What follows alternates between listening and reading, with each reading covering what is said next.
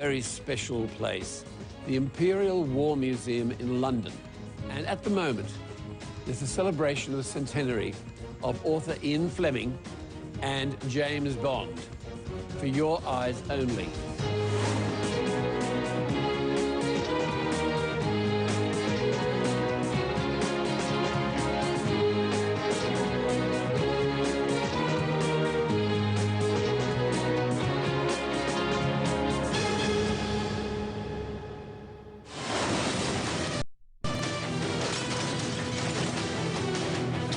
Some unfinished business. Go on with them.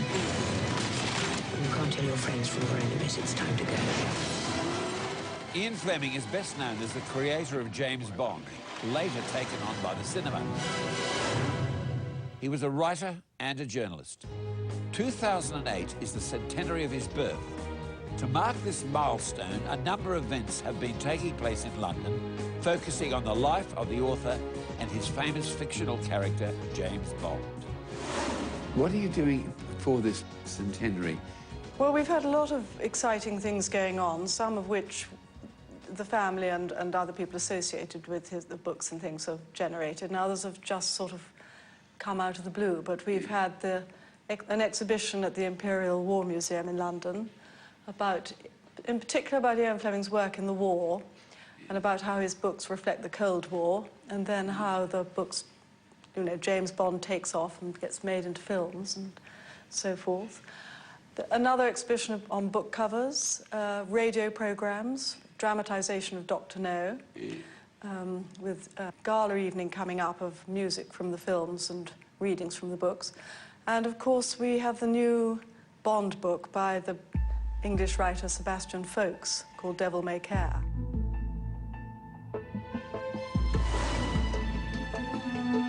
Well, for your eyes only, the exhibition on Ian Fleming and James Bond opened in April of 2008 to commemorate the centenary of Ian Fleming's birth, and it runs through till March 2009. How did you go about setting up this exhibition? Well, I think the interesting thing about For Your Eyes Only exhibition here at the museum is for the first time we've had to go out and get probably 80–90% of the exhibits and items on show come from, say, outside rather than from inside the Imperial War Museum's collections. And we've been very lucky that we've received the generosity of the Fleming family, and also we've had a lot of cooperation from Ian Fleming Publications and from Eon Productions, of course, without whom we wouldn't have had so many of the wonderful gadgets and devices that we used in the Bond films. And this is the desk that he wrote all the James Bond novels, starting February 1952. And on the desk is a photograph of Sir Noel Coward. And it's Sir Noel who, just then Noel Coward, who kept on nagging Ian Fleming to write the book. Noel Coward was a great friend of Ian Fleming and his wife Anne, and was a witness at their wedding. Is that Anne there in the frame on the desk? Yes, and it's just, and Anne's photograph is just behind a book on the birds of the West Indies written by a certain James Bond. This is how Fleming got the idea for the name of his hero. I wanted a really flat, quiet name. And one of my Bibles out here is James Bond's Birds of the West Indies, which is a very famous ornithological book indeed. And I thought, well, now, James Bond, now that's a pretty quiet name. And so I simply stole it and used it. And here is the manuscript of Casino Royale, the book that Fleming wrote in February 1952, together with some first editions of the Casino Royale. From various countries, one of them probably the United States. British-American editions, yes. I see. When was it obvious that the Ian Fleming's novels were really first-rate? First James Bond novel was Casino Royale, which came out in 1953. It was well received, but didn't sell many copies. He very much had the idea that he wanted them to be made into movies. So he had friends in the movie business. One of them was Alexander Korda. He sent his second novel to Alexander Korda, for example, who sent it back with a kind of a polite note saying it was very good, but he didn't proceed with it.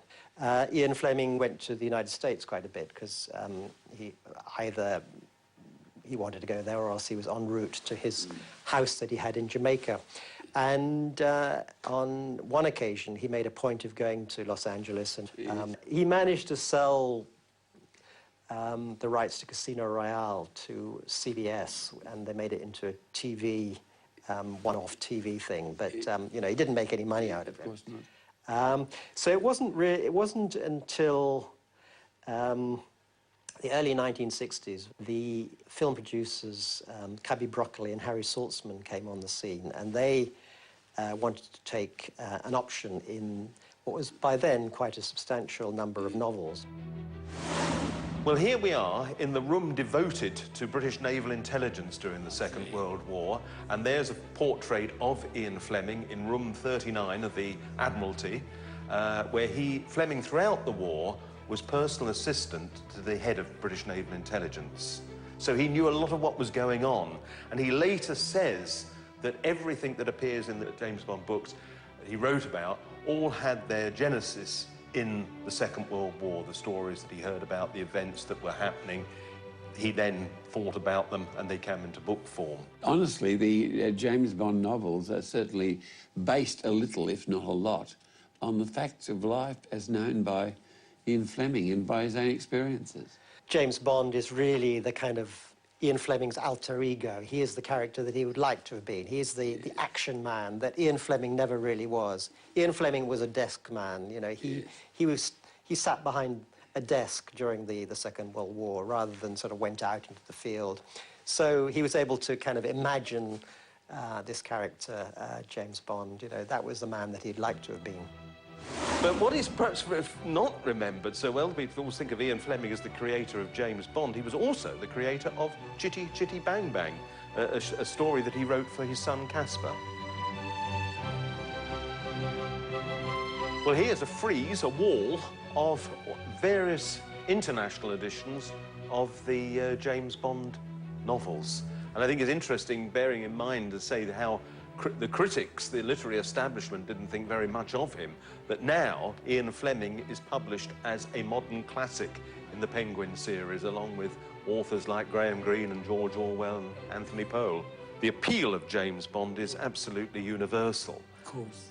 And even during the days of the Soviet evil empire, yes, pirated copies of James Bond novels were circulating in Eastern Europe and the Soviet Union. I can imagine that. On the Sunday evening after he'd been in St. Peter's Square, Bond, in a simple woolen jacket, charcoal trousers and black loafers, decided to walk down to a traditional Roman restaurant in the Via Carrozze, near the Spanish Steps. As he crossed the lobby, a young woman wearing an expensive Dior suit brushed past him. Her evening bag fell noisily to the floor, and Bond bent to pick it up, noticing the slim ankles, sheer nylons, and elegant court shoes as he did so. I think one of the great things that the book Bond, Ian Fleming's Bond, has, which perhaps the cinematic versions don't really have, is this vulnerability. And it's absolutely essential in a thriller, if the reader is to be thrilled, to be excited, that he has to feel that at any given stage the hero could die, that any situation he is could be the last one. He may never get out. And that's what I really liked about the book Bond, Fleming's Bond, when I reread the books before writing mine, was this sense of a physically by no means all-conquering guy who was, okay, he was armed, but he had a very small gun, which was really ineffective beyond about 10 paces. Later on, he gets a slightly more powerful one, but he doesn't go in like Rambo, all sort of tooled up. He wears, you know, expensive suits and soft shoes and so on. And so you feel that he's genuinely in jeopardy all the time.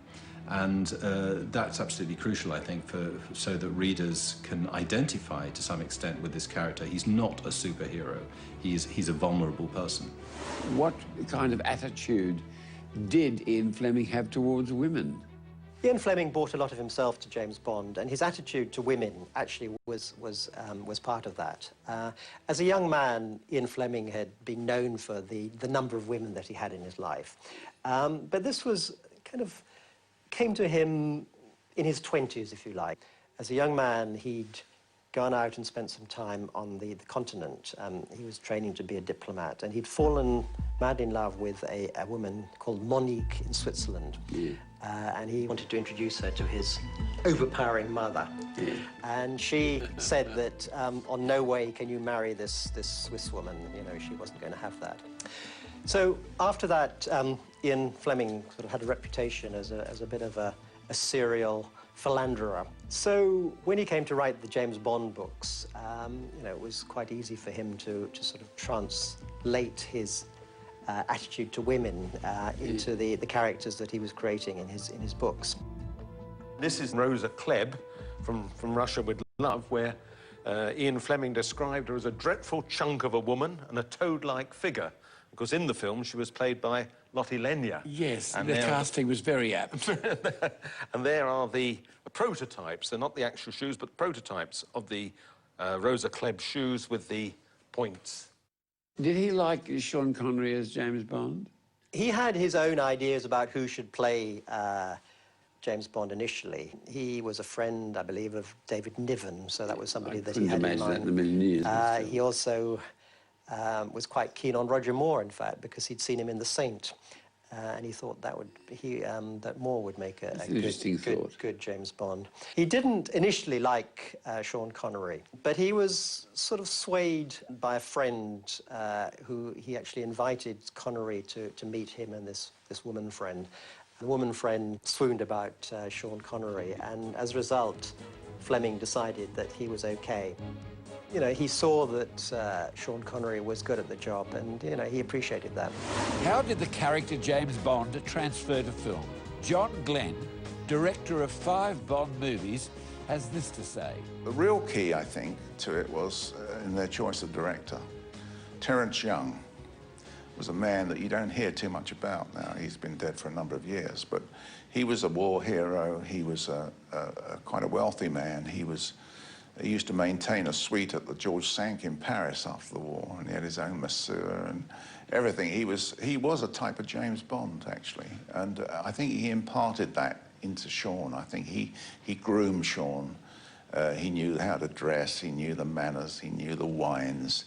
He had that education and background, and yet he was such a charming, modest man. And I think he was, in a way, the real James Bond, and I think he took Fleming's work and he kind of adapted it to fit whoever was playing the role, in this case, Sean Connery. Why do you think the first film that they made was Dr. No? It was a cracking good story, and one that, you know, one that Fleming actually liked, because it had a Jamaican setting, and so he was able to observe it being made while he was out in his house in Jamaica. I mean, one of the factors about Dr. No was that it was a film that was made quite closely to what Ian Fleming originally wrote. Yeah.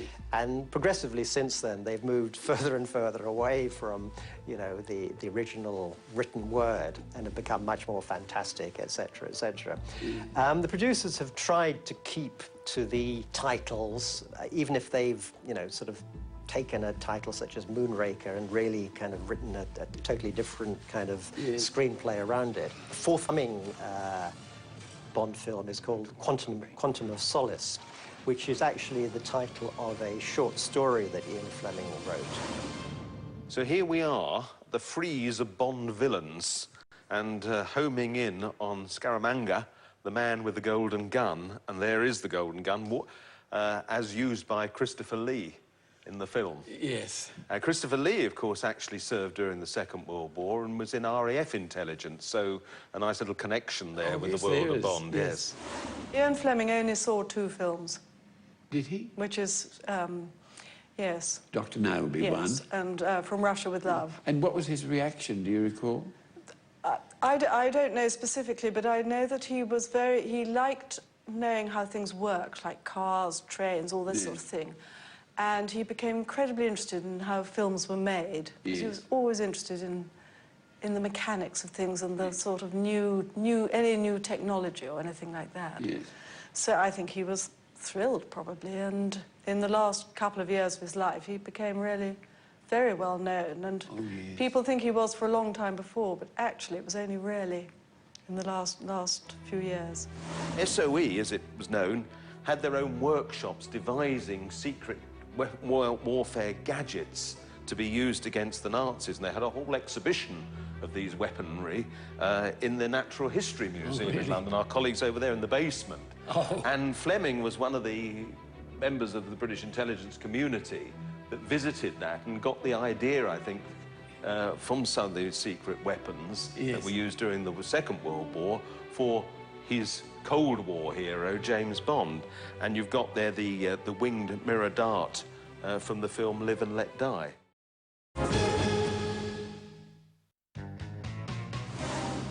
In 2003, Charlie Higson was commissioned by Ian Fleming Publications to write the young Bond novels, taking the literary legacy of Ian Fleming in an entirely new direction.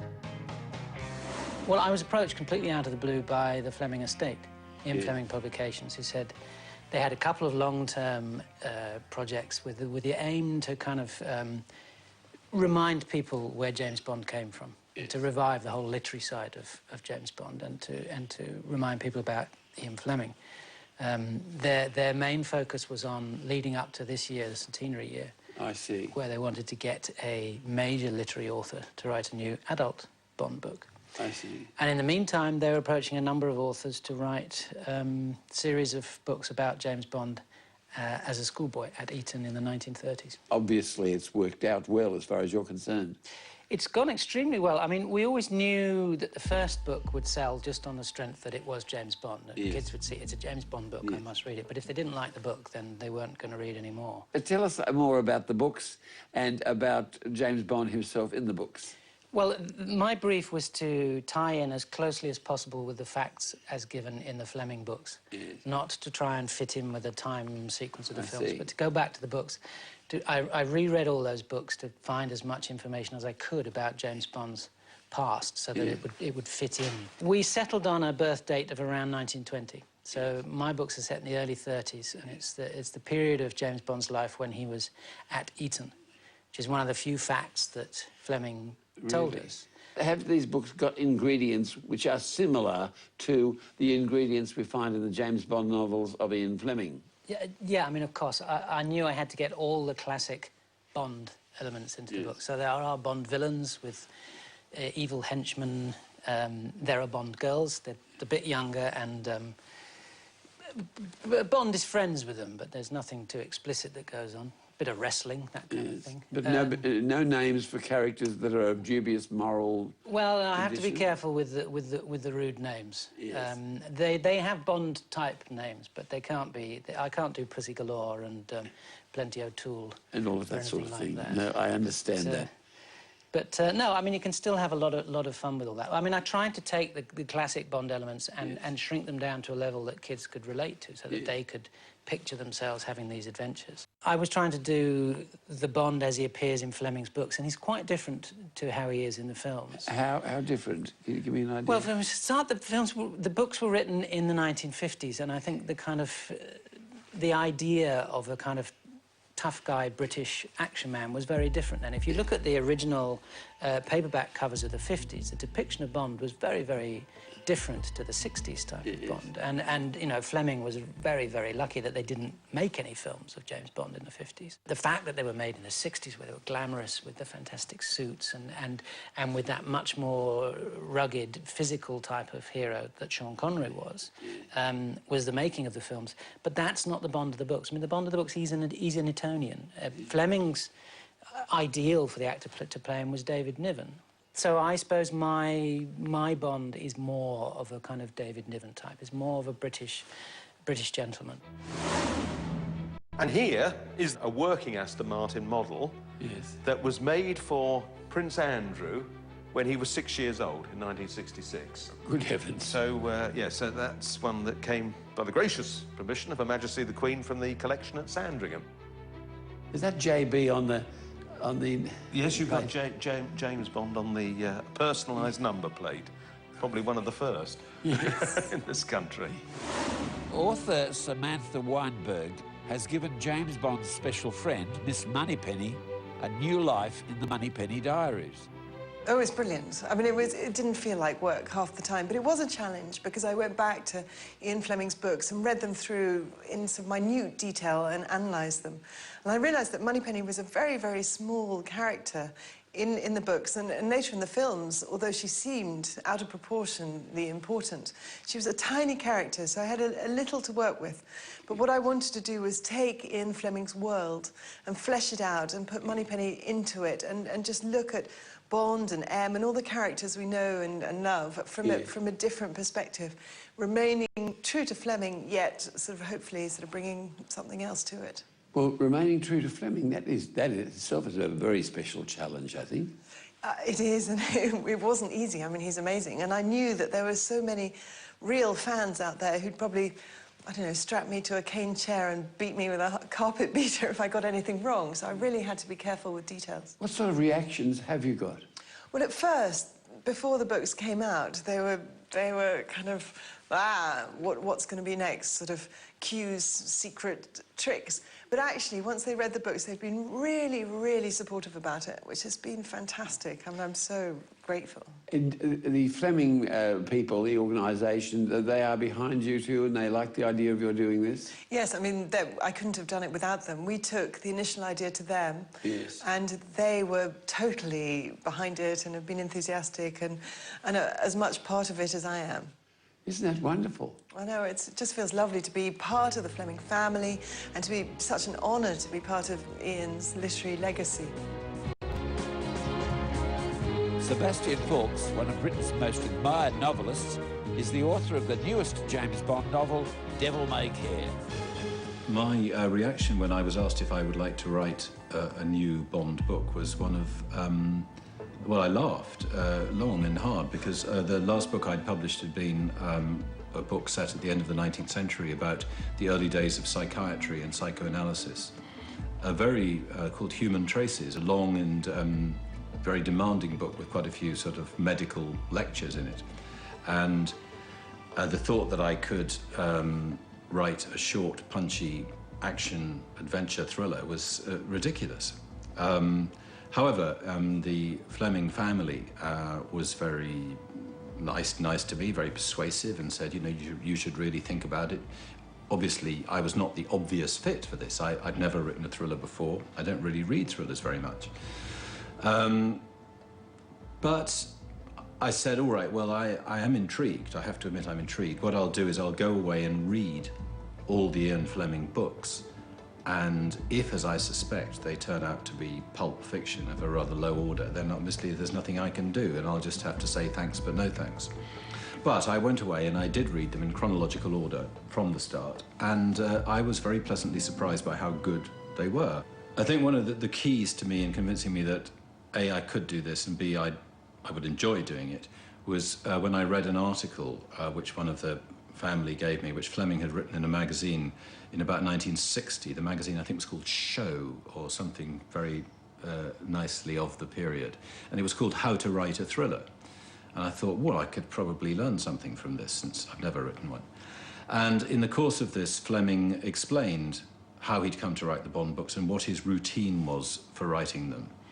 And he would write 2,000 words a day. He'd write 1,000 words in the morning, usually in his house in Jamaica.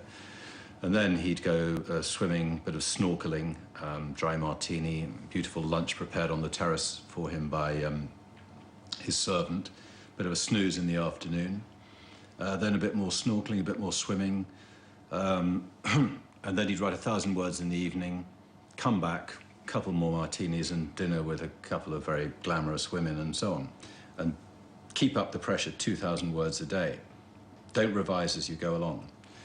So I figured that, you know, I could do pretty much the same thing. I'm used to, you know, working to deadline and so on. I obviously had to cut down a bit on the snorkeling, and but in all other respects, you know, I followed Fleming's recipe to the letter.